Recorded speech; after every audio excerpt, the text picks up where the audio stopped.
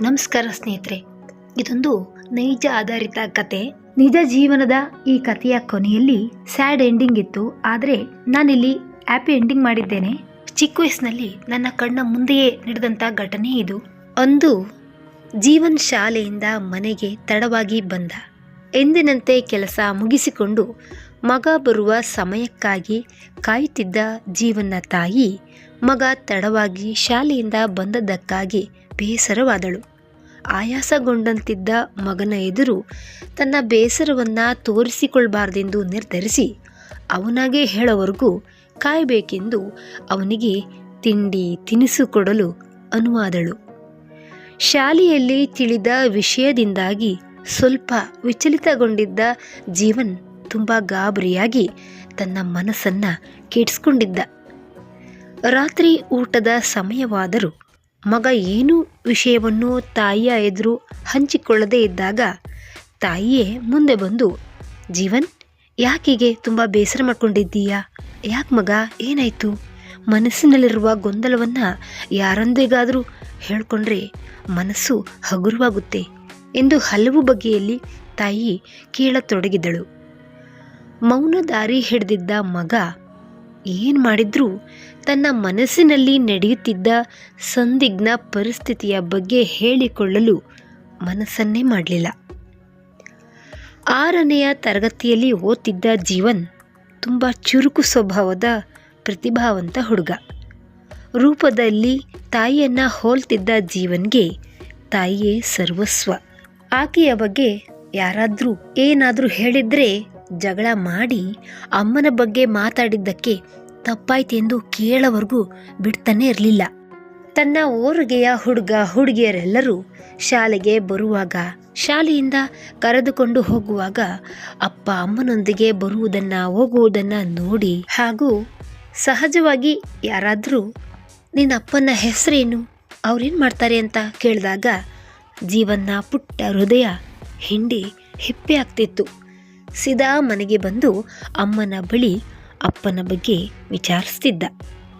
ಅಮ್ಮ ಏನೋ ಒಂದು ಸಬೂಬು ಕೊಟ್ಟು ಇಷ್ಟು ವರ್ಷ ಮುಂದೂಡಿದ್ದಳು. ಆದರೆ ಇಂದು ಜೀವನಿಗೆ ಶಾಲೆಯಲ್ಲಿ ಅಪ್ಪನ ಬಗ್ಗೆ ವಿಚಾರ ತಿಳಿದಾಗ ಖುಷಿಯಾಗುವ ಬದಲು ಬಹಳ ದುಃಖ ಆಯಿತು. ಮಕ್ಕಳಿಗೆ ಅಪ್ಪನೇ ಹೀರೋ, ಆತನೇ ರೋಲ್ ಮಾಡೆಲ್. ಆದರೆ ತನ್ನಪ್ಪ ಹೀಗೆ ಎಂದು ತಿಳಿದಾಗ ಜೀವನ್ ಮನಸ್ಸಿಗೆ ಸಹಿಸಲು ಅಸಾಧ್ಯವಾದ ನೋವಾಯಿತು. ಅಂತೂ ಊಟ ಮಾಡದೆ ಮೌನಿಯಾಗಿದ್ದ ಮಗ ಜೀವನ್ ಈಗ ಒಂದೇ ಸಮನೆ ಬಿಕ್ಕಿ ಬಿಕ್ಕಿ ಅಳಲಾರಂಭಿಸಿದ. ಮಗನ ಮುಂದೆನೇ ಕುಳಿತು ದಿನವಿಡೀ ದುಡಿತದ ಆಯಾಸದಿಂದಾಗಿ ಅಲ್ಲೇ ಸಣ್ಣಗೆ ನಿದ್ದೆಗೆ ಜಾರಿದ್ದ ಜೀವನ್ನ ತಾಯಿ ಮಗ ಅಳ್ತಿರುವ ಸದ್ದಿನ ಭಾಸವಾಗಿ ಆತನ ಹತ್ತಿರ ಬಂದು ಸಂತೈಸಿ ತನ್ನ ಮಡಿಲಿಗೆ ಬರ ಸೆಳೆದುಕೊಂಡಳು. ಕಷ್ಟಪಟ್ಟು ಮಗನನ್ನ ಏಕಾಂಗಿಯಾಗಿ ಹೋರಾಟ ನಡೆಸಿ ಸಲುತ್ತಿದ್ದ ಆ ತಾಯಿಗೆ ಮಗನ ಕಣ್ಣೀರನ್ನ ನೋಡಿ ಅವಳು ಕೂಡ ಅಳಲಾರಂಭಿಸಿದಳು. ಎಷ್ಟು ಕೇಳಿದ್ರೂ ಕಾರಣ ಹೇಳದ ಮಗ ಈಗ ತಾನಾಗೆ ಅಮ್ಮನ ಮಡಿಲಿನಲ್ಲಿ ತಲೆ ಇಟ್ಟು ಅಮ್ಮನನ್ನ ಕೇಳಲಾರಂಭಿಸಿದ. ಅಮ್ಮ, ಅಪ್ಪನ ಬಗ್ಗೆ ನೀನು ಇದುವರೆಗೂ ಹೇಳ್ತಾ ಇದ್ದ ಮಾತುಗಳೆಲ್ಲವೂ ಸುಳ್ಳಾದ್ವು. ನೀನು ಮುಚ್ಚಿಟ್ಟ ಸತ್ಯ ನನಗಿಂದು ತಿಳಿದಿದೆ. ಅಪ್ಪ ಹೀಗೆ ಯಾಕೆ ಮಾಡಿದ್ರು? ನೀನೇನು ತಪ್ಪು ಮಾಡಿದೆಯಮ್ಮ? ನಾನೇನು ತಪ್ಪು ಮಾಡಿದೆ? ನಮ್ಮಿಬ್ಬರಿಗೂ ಅಪ್ಪ ಯಾಕೆ ಹೀಗೆ ಮೋಸ ಮಾಡಿದ್ರು? ಹೀಗೆ ಎಳೆಯ ವಯಸ್ಸಿನ ಮಗನ ಪ್ರಶ್ನೆಗಳು ಅಮ್ಮನ ಮುಂದೆ ಕುಹಕ ನಗೆಯಾಡ್ತಿದ್ದವು. ಈ ಹಿಂದೆ ಹೇಳ್ತಿದ್ದ ಹಾಗೆ ಈಗ ಹೇಳಲು ಸಾಧ್ಯವಿಲ್ಲ. ಈಗ ಮಗ ಬೆಳೆದು ದೊಡ್ಡವನಾಗ್ತಿದ್ದಾನೆ. ಸಮಾಜವೇ ಅವನಿಗೆಲ್ಲ ಕಲಿಸ್ತಾ ಇದೆ. ಇನ್ನಾದರೂ ಅವನಿಗೆ ನಿಜ ಹೇಳಲೇಬೇಕೆಂದು ವಾಸ್ತವ ಬದುಕನ್ನು ಅವನ ಮುಂದೆ ತೆರೆದಿಡಲು ಮನಸ್ಸು ಮಾಡಿದ ಸರೋಜ ಒಂದು ದೊಡ್ಡ ನಿಟ್ಟುಸಿರನ್ನು ಬಿಟ್ಟಳು. ನಾನು ಒಂದು ಮಧ್ಯಮ ವರ್ಗದ ಕುಟುಂಬದಿಂದ ಬಂದವಳು. ಅಪ್ಪ ಅಮ್ಮ ಒಡ ಹುಟ್ಟಿದವರು, ಅಜ್ಜ ಅಜ್ಜಿಯರ ಸಂಗಡ ಇದ್ದವಳು. PUCವರೆಗೆ ಕಲಿತ ನಾನು ಮುಂದೆ ಓದಲಾಗಲಿಲ್ಲ. ಮನೆಯ ಪರಿಸ್ಥಿತಿಯಿಂದ ಓದಲು ಮನಸ್ಸೇ ಬರಲಿಲ್ಲ. ಯಾಕೆ ಓದಲಿಲ್ಲಮ್ಮ ಅಂತ ಮಧ್ಯೆ ಜೀವನ್ ಕೇಳ್ದ. ಚಿಕ್ಕ ವಯಸ್ಸಿಗೆ ನನ್ನಮ್ಮ ತೀರಿಕೊಂಡ್ಳು. ಅನಾರೋಗ್ಯದ ಕಾರಣದಿಂದ ವಯಸ್ಸಾಗಿದ್ದ ಅಜ್ಜ ಅಜ್ಜಿ, ಶಾಲೆಗೆ ಹೋಗ್ತಿದ್ದ ಪುಟ್ಟ ತಮ್ಮಂದಿರು ಇವರೆಲ್ಲರನ್ನ ನೋಡಿಕೊಳ್ಳಲು ಹಾಗೂ ಅಪ್ಪನಿಗೆ ಹೆಗಲಾಗಲು ಬೆಳೆದು ನಿಂತಿದ್ದ ನಾನು ಮನೆಯ ಜವಾಬ್ದಾರಿ, ಅಡುಗೆ, ಮನೆ ಕೆಲಸ ಮಾಡಬೇಕಾಗಿದ್ದರಿಂದ ಅವರೆಲ್ಲರ ಹೊಟ್ಟೆ ತುಂಬಿಸಲು, ಅವರೆಲ್ಲರಿಗೂ ಬೆನ್ನೆಲುಬಾಗಿ ನಿಲ್ಲಲು ನಾನು ವಿದ್ಯೆಗೆ ತಿಲಾಂಜಲಿಯನ್ನು ಇಡಲೇಬೇಕಾಯಿತು. ದಿನ ಶಾಲೆಗೆ ಪುಟ್ಟ ತಮ್ಮಂದಿರನ್ನು ಕಳುಹಿಸುವುದು, ಅವರನ್ನು ಕರೆದುಕೊಂಡು ಬರುವುದು, ಬಂದ ತಕ್ಷಣ ಹೊಟ್ಟೆಗೊಂದಿಷ್ಟು ಏನಾದರೂ ಕೊಟ್ಟು ಓದಿಸಲು ಕೂರಿಸ್ತಿದ್ದೆ. ಅಪ್ಪ ದಿನವಿಡೀ ಹೊಲದಲ್ಲಿ ಕೆಲಸ ಮಾಡ್ತಾ ಎಲ್ಲರ ಹೊಟ್ಟೆ ತುಂಬಿಸಲು ಹೆಣಗಾಡ್ತಿದ್ದದನ್ನು ಕಂಡ ನಾನು ಅಪ್ಪನಿಗೆ ಸಹಾಯ ಮಾಡಲೆಂದು ನಾನು ಕೂಡ ಜಮೀನಿಗೆ ಹೋದೆ, ದುಡ್ದೆ. ಅಲ್ಪ ಸ್ವಲ್ಪ ಆದಾಯ ಬರಲು ಶುರುವಾಯಿತು. ತಮ್ಮಂದಿರ ಓದು ಮುಂದುವರಿತಾ ಇತ್ತು. ಈ ಮಧ್ಯೆ ವಯಸ್ಸಾಗಿದ್ದ ಅಜ್ಜ ಅಜ್ಜಿ ತೀರ್ಕೊಂಡ್ರು. ಏಳು ಬೀಳುಗಳೊಂದಿಗೆ ಜೀವನ ಹೀಗೆ ಸಾಗ್ತಾ ಇತ್ತು. ತಮ್ಮಂದಿರು ಹೈಸ್ಕೂಲ್ ಮುಗಿಸಿ ಕಾಲೇಜಿಗೆ ಹೋಗಲು ಸಿದ್ಧತೆಯನ್ನು ನಡೆಸಿದ್ರು. ನನಗಿದ್ದ ಇಬ್ಬರು ತಮ್ಮಂದಿರು ಓದಿನಲ್ಲಿ ತುಂಬ ಜಾಣರು. ಅದೊಂದೇ ಸಮಾಧಾನ ಆಗ್ತಿತ್ತು ನನಗೆ. ಮನೆಯ ಪರಿಸ್ಥಿತಿಯು ಸ್ವಲ್ಪ ಸ್ವಲ್ಪವೇ ಸುಧಾರಿಸ್ತಿತ್ತು. ಅಪ್ಪನಿಗೀಗ ನನ್ನ ಮದುವೆಯ ಚಿಂತೆ ಹಿಡಿಯಿತು. ತಮ್ಮಂದಿರು ಅವರ ಪಾಡಿಗೆ ಅವರು ಓದ್ತಾ ಇದ್ದರು. PUC ಮುಗಿಸಿ ಇಬ್ಬರು ಇಂಜಿನಿಯರಿಂಗ್ ಕ್ಷೇತ್ರಕ್ಕೆ ಓದಲು ಕಾಲಿಟ್ರು. ಮದುವೆಯ ವಯಸ್ಸು ಮೀರಲು ಹತ್ತಿರವಾಗ್ತಿದ್ದ ನನಗೆ ಅಪ್ಪ ಮದುವೆ ಮಾಡಿಸಿದ್ರು. ನಾನು ಗಂಡನ ಮನೆಗೆ ಬಂದಾಗ ಅಪ್ಪ ಮನೆಯಲ್ಲಿ ಒಂಟಿಯಾಗಿ ಕಾಲ ಕಳೀತಾ ಇದ್ದರು. ಒಂದು ಕಾಲದಲ್ಲಿ ಮನೆ ತುಂಬ ಜನ, ಚಿಲಿಪಿಲಿ ಕಲರವ ಹೀಗಿದ್ದ ಮನೆಯಲ್ಲಿ ಒಂಟಿಯಾದ ಅಪ್ಪನನ್ನು ನೆನೆದು ನೆನೆದು ದುಃಖಿಸ್ತಾ ಇದ್ದ ನನಗೆ ಗಂಡನ ಮನೆಯವರು ಬೆಂಬಲವಾಗಿ ನಿಲ್ಲಿಲ್ಲ. ಗಂಡನ ಮನೆಯಲ್ಲೂ ವಿಪರೀತ ಕೆಲಸ. ಅತ್ತೆ ನಾದಿನಿಯರಿದ್ದರೂ ಎಲ್ಲ ಕೆಲಸ ನನ್ನ ಮೇಲೆ ಬಿಡ್ತಾಯಿದ್ರು. ಅತ್ತ ತವರಿನಲ್ಲೂ ಕಷ್ಟಪಟ್ಟು ಕಷ್ಟ ಸುಖ ಅನುಭವಿಸಿ ಹೊಸ ಆಸೆಗಳೊಂದಿಗೆ ಗಂಡನ ಮನೆಗೆ ಕಾಲಿಟ್ಟ ನನಗೆ ಅತ್ತೆಯ ವ್ಯಂಗ್ಯ ನುಡಿಗಳು, ದುಡ್ಡಿಗಾಗಿ ಆಸೆ ಪಡ್ತಾ ಇದ್ದ ಮಾವ, ಸ್ವಾಭಿಮಾನ ಇಲ್ಲದ ಗಂಡ, ಚಿಕ್ಕ ಪುಟ್ಟ ವಿಷಯಕ್ಕೂ ತೊಂದರೆ ಕೊಡ್ತಿದ್ದ ನಾದಿನಿ, ಇವರೆಲ್ಲರಿಂದ ಹೈರಾಣಾಗಿದ್ದ ನಾನು ಒಂದಿನ ಹೇಳ್ದೆ ಕೇಳದೆ ಪದೇ ಪದೇ ನೆನಪಾಗ್ತಾ ಇದ್ದ ಅಪ್ಪನನ್ನು ನೋಡಲು ತವರಿಗೆ ಬಂದ್ಬಿಟ್ಟೆ. ಬಹಳ ದಿನಗಳ ನಂತರ ಒಬ್ಬಳೇ ಬಂದ ಮಗಳನ್ನು ನೋಡಿ ದಿಗಿಲು ಪಟ್ಟ ಅಪ್ಪನಿಗೆ ಸಮಾಧಾನ ಮಾಡಿ ಅಪ್ಪನಿಗಿಷ್ಟವಾದ ಅಡುಗೆ, ಊಟ, ತಿಂಡಿ ಮಾಡಿ ವಾಪಸ್ ಗಂಡನ ಮನೆಗೆ ಬರುವಷ್ಟರಲ್ಲಿ ಅಲ್ಲಿ ಎಲ್ಲರೂ ಯುದ್ಧಕ್ಕೆ ನನ್ನೊಂದಿಗೆ ಸಿದ್ಧರಾಗಿರ್ತಿದ್ರು. ಅವರೆಲ್ಲರ ಬೈಗುಳದಿಂದ ಆ ದಿನ ಪೂರ್ತಿ ಮನಸ್ಸು ಹಾಳಾಗ್ತಿತ್ತು. ಆದರೂ ನನಗೆ ನಾನೇ ಸಂತೈಸ್ಕೊಳ್ತಿದ್ದೆ.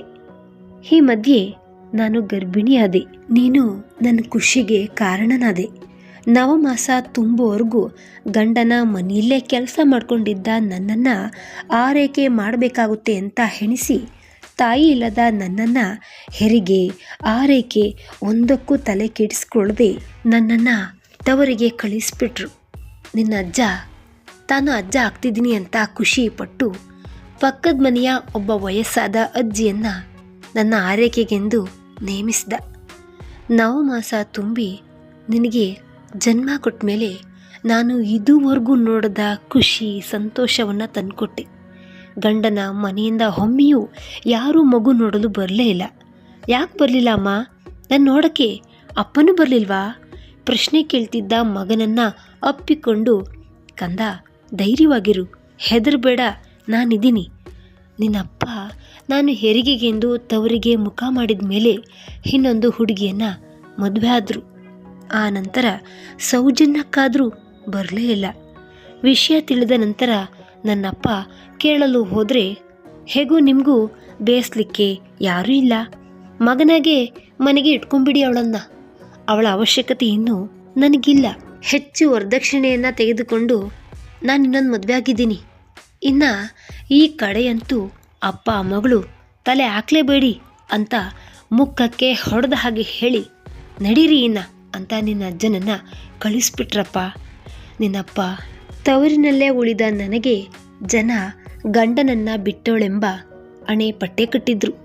ಇದೆಲ್ಲ ಕಷ್ಟ ಗೊತ್ತಿದ್ರೂ ಇಂಜಿನಿಯರಿಂಗ್ ಓದ್ತಿದ್ದ ಇಬ್ಬರು ತಮ್ಮಂದಿರು ಕಾಲೇಜಿನಲ್ಲೇ ಪ್ರೀತಿಗೆ ಬಿದ್ದು ಅವರವರ ದಾರಿ ಹಿಡಿದು ಫಾರಿನ್ನಲ್ಲಿ ಸೆಟಲ್ ಆದರು. ತಾಯಿಯಂತೆ ಸಾಕಿದ್ದ ಅವರಿಗೋಸ್ಕರ ವಿದ್ಯೆ ತ್ಯಜಿಸಿ ತಾಯಿ ಸ್ಥಾನ ತುಂಬಿಸಿದ ನನ್ನನ್ನು ಮರೆತು ಮದುವೆ ಆಗಿದ್ದಾರೆಂದು ತಿಳಿಯಿತು. ಇಷ್ಟೆಲ್ಲ ಕಷ್ಟಗಳಿಗೆ ಕಣ್ಣಾಗಿ ಮೂಕನಾಗಿ ನಿನ್ನ ಅಜ್ಜ ಒಂದು ವೃದ್ಧಾಶ್ರಮವನ್ನು ಸೇರಿಕೊಂಡ್ರು. ಅಮ್ಮ, ಅಜ್ಜ ಎಲ್ಲಿದ್ದಾರೆ? ಕಂದ, ನಿನ್ನಜ್ಜ ನಿನಗಾಗಿ 50,000 ರೂಪಾಯಿಯನ್ನು ಕೂಡಿಟ್ಟು ಅದನ್ನು ನಿನ್ನ ವಿದ್ಯಾಭ್ಯಾಸಕ್ಕಾಗಲಿ ಅಂತ ಆ ದುಡ್ಡನ್ನು ಬ್ಯಾಂಕಿನಲ್ಲಿ ಇರಿಸಿದ್ದಾರೆ. ನೀನು ಪ್ರಾಪ್ತ ವಯಸ್ಕನಾದ ಮೇಲೆ ಆ ದುಡ್ಡನ್ನು ನಿನ್ನ ವಿದ್ಯಾಭ್ಯಾಸಕ್ಕೆ ಬಳಸಬೇಕೆಂದು ನಿನ್ನಜ್ಜ ನನ್ನ ಬಳಿ ಹೇಳಿದ್ದಾರೆ. ಅವರು ಈಗ ನನಗೆ ಗೊತ್ತಿರುವ ಒಂದು ವೃದ್ಧಾಶ್ರಮದಲ್ಲಿದ್ದಾರೆ. ಅಮ್ಮ, ನಿನ್ನನ್ನು ಬಿಟ್ಟು ಅಜ್ಜ ಯಾಕಮ್ಮ ಆಶ್ರಮಕ್ಕೆ ಹೋದ್ರು? ಮಗನೇ, ವಯಸ್ಸಾಗ್ತಿದ್ದ ಅಪ್ಪನಿಗೆ ಇದೆಲ್ಲ ಸಹಿಸಲಾಗಲಿಲ್ಲ. ಜೀವನದಲ್ಲಿ ಬರೀ ಕಷ್ಟಗಳನ್ನೇ ನೋಡ್ತಿದ್ದ ಅಪ್ಪ ದಿಕ್ಕೇ ಕಾಣದೆ ವೃದ್ಧಾಶ್ರಮವನ್ನು ಸೇರಿದ್ರು. ಅಮ್ಮ, ಅಜ್ಜನನ್ನು ಕರ್ಕೊಂಡು ಬರೋಣ. ಅಮ್ಮ, ನಾನು ಅವರನ್ನು ನೋಡಬೇಕು. ಆಗಲಿ ಕಂದ, ಆದರೆ ಅವರ ಆಸೆಯನ್ನು ನೀನು ಈಡೇರಿಸ್ಬೇಕು. ಏನು ಆಸೆ ಅಮ್ಮ? ನಿನ್ನನ್ನು ಒಬ್ಬ ವಿದ್ಯಾವಂತನಾಗಿ ನೋಡುವ ಆಸೆ ಅಜ್ಜನಿಗೂ ಮತ್ತು ನನಗೂ. ಅಮ್ಮ, ಆ ನಂತರ ಹೇಳು. ಅಜ್ಜ ವೃದ್ಧಾಶ್ರಮಕ್ಕೆ ಹೋದ್ರು. ನಾನಿನ್ನು ಚಿಕ್ಕ ಪಾಪು. ನೀನೇನು ಮಾಡಿದೆ? ಮಗನೇ, ನಾನು ನಿನ್ನನ್ನು ಎತ್ಕೊಂಡು ಕುಹಕವಾಡ್ತಿದ್ದ ಜನರ ಮುಂದೆ ಇರಲು ಬಯಸದೆ ಸೀದಾ ನನ್ನ ಗೆಳತಿಯ ಮನೆಗೆ ಬಂದೆ. ನಾನು ಓದ್ಬಿಟ್ಟೆ. ಅವಳು ಓದನ್ನು ಮುಂದುವರಿಸಿ ಒಳ್ಳೆಯ ಕೆಲಸ ಹಿಡಿದ್ಲು. ನನಗೆ ಅವಳು ಸಹಾಯ ಮಾಡಿದ್ಲು. ನನ್ನನ್ನು ನಿನ್ನನ್ನು ಅವರ ಮನೆಯಲ್ಲಿರಿಸ್ಕೊಂಡು ಅವರಪ್ಪ ಅಮ್ಮನನ್ನು ಒಪ್ಪಿಸಿ ನಿನ್ನನ್ನು ನೋಡಿಕೊಳ್ಳಲು ಸಹಾಯ ಮಾಡಿದ್ರು. ಆ ನಂತರ ನಾನು ಹೊಲಿಗೆ ಕಲಿತೆ. ಹೊಲಿಗೆ ಮಿಷಿನ್ ಕೊಡ್ತಿದ್ಲು. ಅವಳದು ಮದುವೆ ಆಯಿತು. ಆ ನಂತರ ನಾನೊಂದು ಗಾರ್ಮೆಂಟ್ಸ್ಗೆ ಬಟ್ಟೆ ಹೊಲಿಯುವ ಕೆಲಸಕ್ಕೆ ಸೇರಿಕೊಂಡೆ. ಪ್ರತ್ಯೇಕ ಮನೆ ಮಾಡಿಕೊಂಡು ನಿನ್ನನ್ನು ಶಾಲೆಗೆ ಕಳಿಸ್ತಾ ನೋಡು ಹೀಗೆ ಜೀವನ ನಡೆಸ್ತಾ ಇದ್ದೀನಿ. ಅಮ್ಮನ ಕತೆ ಕೇಳಿಸ್ಕೊಂಡ ಮಗನ ಕಣ್ಣೆಲ್ಲ ಸಾಗರವಾಯಿತು. ತನ್ನ ಜೀವನದಲ್ಲಿ ಖುಷಿಯನ್ನೇ ಕಾಣದ ಅಮ್ಮನಿಗೆ ನಾನಿನ್ನು ಅಪ್ಪನ ಬಗ್ಗೆ ಆಗಲಿ ಯಾರ ಬಗ್ಗೆಯೂ ಕೂಡ ಕೇಳಬಾರ್ದೆಂದ್ಕೊಂಡು ಚೆನ್ನಾಗಿ ಓದಲು ತೀರ್ಮಾನಿಸಿದ.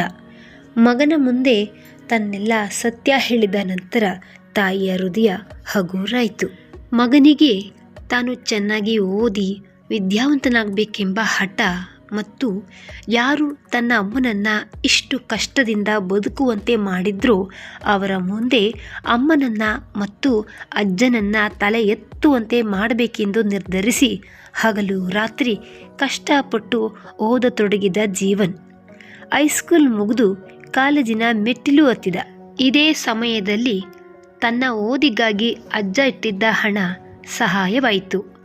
ಕಾಲೇಜಿನ ಮೆಟ್ಟಿಲನ್ನು ಹತ್ತಿದ ನಂತರ ಅಲ್ಲೂ ಹಲವಾರು ಗೆಳೆಯರು ಸಿಕ್ಕಿ ಕುಟುಂಬ ಮನೆ ಬಗ್ಗೆ ಕೇಳತೊಡಗಿದ್ರು. ಚೆನ್ನಾಗಿ ಓದ್ತಾ ಇದ್ದ ಜೀವನನ್ನು ಕಾಲೆಳೆಯಲು ಪ್ರಯತ್ನಿಸಿದ್ರು. ಆದರೆ ಸಾಧನೆಯ ಶಿಖರ ಮುಟ್ಟಬೇಕೆಂದುಕೊಂಡಿದ್ದ ಜೀವನ್ ಅದ್ಯಾವುದಕ್ಕೂ ಗಮನ ಕೊಡದೆ ಕುಹಕ ನುಡಿಗಳನ್ನು ನಿರ್ಲಕ್ಷಿಸಿ PUC ನಂತರ ಡಿಗ್ರಿಗೆ ಸೇರಿಕೊಂಡ. ಇಂಜಿನಿಯರ್ ಫೀಲ್ಡ್ ಕಡೆ ಹೋಗೆಂದು ತಾಯಿ ಹೇಳಿದ್ರೂ ಆತನ ಲಕ್ಷ್ಯ ಬೇರೆಯೇ ಇತ್ತು. PUC ಮುಗಿಸಿ ಡಿಗ್ರಿಗೆ ಜಾಯಿನ್ ಆದ. ಡಿಗ್ರಿ ಮುಗಿಸಿದ ಬಳಿಕ MBAಗೆ ಸೇರಿಕೊಂಡು ಅದನ್ನು ಕೂಡ ಪೂರ್ತಿಗೊಳಿಸಿ ನಾಗರಿಕ ಪರೀಕ್ಷೆಗಳ ಕಡೆ ಮುಖ ಮಾಡ್ದ. ಮೊದಲ ಪ್ರಯತ್ನದಲ್ಲಿ ವಿಫಲನಾದ. ಆದರೂ ಧೃತಿಗೆಡಲಿಲ್ಲ. ಮತ್ತೊಂದು ಪ್ರಯತ್ನದಲ್ಲಿ ಯಶಸ್ಸನ್ನು ಗಳಿಸ್ದ. ಯಶಸ್ಸಿನ ಮತ್ತನ್ನು ತಲೆಗೇರಿಸಿಕೊಳ್ಳಲಿಲ್ಲ. ಯಾವ ಊರಿನಲ್ಲಿ ಅಮ್ಮನನ್ನು ಗಂಡನನ್ನು ಬಿಟ್ಟವಳೆಂದು ಜರಿದು ಅಮ್ಮನನ್ನು ಜನ್ಮ ತಾಳಿದ ಊರಿನಿಂದ ಹೊರ ನಡೆಯುವಂತೆ ಮಾಡಿದ್ರೋ ಅವರ ಮುಂದೆಯೇ ಅಮ್ಮನನ್ನು ಕರೆ ತಂದು ಅಮ್ಮನ ಕೈಯಿಂದಲೇ ತನ್ನ ಕೆಲಸದ ಆರ್ಡರ್ ಕಾಪಿಯನ್ನು ಪಡೆದ. ಇದೇ ಸಮಯದಲ್ಲಿ ಒಡೆದು ಹೋಗಿದ್ದ ಅಪ್ಪ ಅಮ್ಮನ ಸಂಸಾರವನ್ನು ಒಂದು ಮಾಡುವಲ್ಲಿ ಗಮನ ಹರಿಸ್ದ. ಅಪ್ಪನನ್ನು ಹುಡುಕುತ್ತಾ ಹೊರಟಾಗ ಆತ ಆಸ್ಪತ್ರೆಯಲ್ಲಿ ಸಾವು ಬದುಕಿನ ಮಧ್ಯೆ ಒದ್ದಾಡ್ತಿದ್ದ. ಪತಿಗೆ ಗುಣಪಡಿಸಲಾಗದ ಕಾಯಿಲೆ ಬಂದಿದೆ ಎಂದು ತಿಳಿದಾಗ ಅಪ್ಪನ ಎರಡನೇ ಹೆಂಡತಿಯು ತನ್ನ ಮಕ್ಕಳನ್ನು ಕರೆದುಕೊಂಡು ಆಸ್ಪತ್ರೆಯಲ್ಲಿ ಗಂಡನನ್ನು ಬಿಟ್ಟು ಹೊರ ನಡೆದಳು. ಸರಿಯಾದ ಸಮಯಕ್ಕೆ ಅಪ್ಪನ ಬಳಿ ಬಂದಿದ್ದ ಆತನ ಮಗ. ಅಮ್ಮನನ್ನ ಆಸ್ಪತ್ರೆಯಲ್ಲಿ ಉಳಿಯಲು ಬಿಟ್ಟು ಅಪ್ಪನ ಗುಣವಾಗುವವರೆಗೂ ಶ್ರಮಪಟ್ಟ. ಅಜ್ಜನ ಆಸೆಯಂತೆ ಉನ್ನತ ಅಧಿಕಾರಿಯಾಗಿ ಅಜ್ಜನನ್ನ ಎದುರುಗೊಳ್ಳಬೇಕೆಂದು ವೃದ್ಧಾಶ್ರಮದ ಬಳಿ ಬಂದು ಅಜ್ಜನನ್ನ ಕೇಳಿಕೊಂಡ. ಕಣ್ಣ ಮುಂದಿನ ದೃಶ್ಯಗಳು ಮಸುಕಾಗಿ ಕಾಣ್ತಾ ಇದ್ರು. ಮೊಮ್ಮಗನನ್ನ ಗುರುತಿಸಿದ ಅಜ್ಜ, ಆತ ಪ್ರತಿಷ್ಠಿತ IFS ಎಕ್ಸಾಮನ್ನು ಪಾಸ್ ಆಗಿರುವನೆಂದು, ಅಲ್ಲದೆ ಮುಂದಿನ ತಿಂಗಳಿನಿಂದಲೇ ಅದೇ ಊರಿಗೆ ಪ್ರಮುಖ ಅಧಿಕಾರಿಯಾಗಿ ಪ್ರಮಾಣ ವಚನ ಸ್ವೀಕರಿಸುವನೆಂಬ ವಿಚಾರ ತಿಳಿದು ಸಂತೋಷಪಟ್ಟ. ಇದೇ ಗಳಿಗೆಗಾಗಿ ನಾನಿನ್ನು ಉಸಿರನ್ನ ಬಿಗಿ ಹಿಡಿದುಕೊಂಡಿದ್ದೇನೆಂದು ಒಮ್ಮೆಲೆ ಆನಂದ ಬಾಷ್ಪ ಸುರಿಸಿದನು. ಅಂದು ತಾನೆತ್ತ ಮಗ ಬರೀ ಕಷ್ಟಗಳನ್ನೇ ಉಂಡು ಮಗನನ್ನ ಸಾಕಿ ಬೆಳೆಸಿದ ಮಗ ಇಂದು ಉನ್ನತ ಅಧಿಕಾರಿಯಾಗಿ ಪ್ರಮಾಣ ವಚನ ಸ್ವೀಕರಿಸುವ ಸಂದರ್ಭ. ತಾಯಿ ಜೀವ ಹೆಮ್ಮೆಯಿಂದ ಬೀಗುತ್ತಿದ್ದ ಕ್ಷಣಗಳು. ಎಲ್ಲೆಡೆ ತಳಿರು ತೋರಣಗಳಿಂದ ಸಿಂಗರಿಸಿದ ಬೀದಿ. ಅಜ್ಜನಂತೂ ಚಿಕ್ಕ ಮಕ್ಕಳಂತೆ ಕುಣಿದಾಡತೊಡಗಿದ. ಒಂದೂ ದಿನವೂ ಮಗನೆಂದು ಮುದ್ದಾಡಲಿಲ್ಲ. ಆದರೂ ಸಾವಿನ ಅಂಚಿನಲ್ಲಿದ್ದ ನನ್ನನ್ನು ಉಳಿಸ್ಕೊಂಡ್ಬಿಟ್ಟ. ಹೇಳಿಕೆ ಮಾತು ಕೇಳಿ ಹೆಂಡತಿ ಮಗನನ್ನ ತೊರೆದದ್ದಕ್ಕಾಗಿ ದೇವರು ತನಗೆ ಚೆನ್ನಾಗಿ ಬುದ್ಧಿ ಕಲಿಸಿದನೆಂದು ತನ್ನ ಬಗ್ಗೆ ಅಸಹ್ಯ ಪಟ್ಕೊಂಡ ಜೀವನ ತಂದೆ. ಇನ್ನು ಫಾರಿನಲ್ಲಿದ್ದ ಮಾವಂದಿರು, ಬಂಧು ಬಳಗ ದೂರದಿಂದಲೇ ಇಂತಹ ಮಗನ ಸಾಧನೆಗೆ ತಲೆ ಬಾಗಿದರು. ಅಂತೂ ಎಲ್ಲರೂ ಖುಷಿ ಸಂತೋಷದಿಂದ ಕಾಲ ಕಳೆಯುವಂತಾಯಿತು. ಸ್ನೇಹಿತರೆ, ಹೇಗಿದೆ ಕತೆ? ಈ ನಮ್ಮ ಕಥೆಯಲ್ಲಿ ಬರುವಂತಹ ಮುಖ್ಯ ಪಾತ್ರಗಳು ಮೊದಲಿನಿಂದಲೂ ತುಂಬ ಕಷ್ಟವನ್ನೇ ಪಟ್ಟಿದ್ದರಿಂದ ಕೊನೆಯಲ್ಲಾದರೂ ಸುಖ ಪಡಲಿ ಎಂದು ಎಲ್ಲ ಪಾತ್ರಗಳಿಗೂ ಹ್ಯಾಪಿ ಎಂಡಿಂಗ್ ಮಾಡಿದ್ದೇನೆ. ಈ ಕತೆ ನಿಮಗೆ ಇಷ್ಟ ಆಗಿದ್ದರೆ ನಮ್ಮ ಸ್ತುತಿವಾಣಿ ಯೂಟ್ಯೂಬ್ ಚಾನಲನ್ನು ಸಬ್ಸ್ಕ್ರೈಬ್ ಮಾಡಿ, ಲೈಕ್ ಮಾಡಿ, ಶೇರ್ ಮಾಡಿ. ಹಾಗೆ ಈ ಕಥೆಯಲ್ಲಿ ನಿಮಗೆ ಯಾವ ಪಾತ್ರ ತುಂಬ ಇಷ್ಟ ಆಯಿತು ಮತ್ತು ಯಾವ ಪಾತ್ರ ನಿಮಗೆ ಬಹಳ ಹಿಂಸೆ ಕೊಡ್ತು, ಯಾವ ಪಾತ್ರ ನಿಮ್ಮ ಮನಸ್ಸಿಗೆ ತೀರಾ ಹಿಡಿಸ್ತು ಎಂದು ಕಮೆಂಟ್ ಮಾಡೋದನ್ನು ಮಾತ್ರ ಮರಿಬೇಡಿ. Thank you.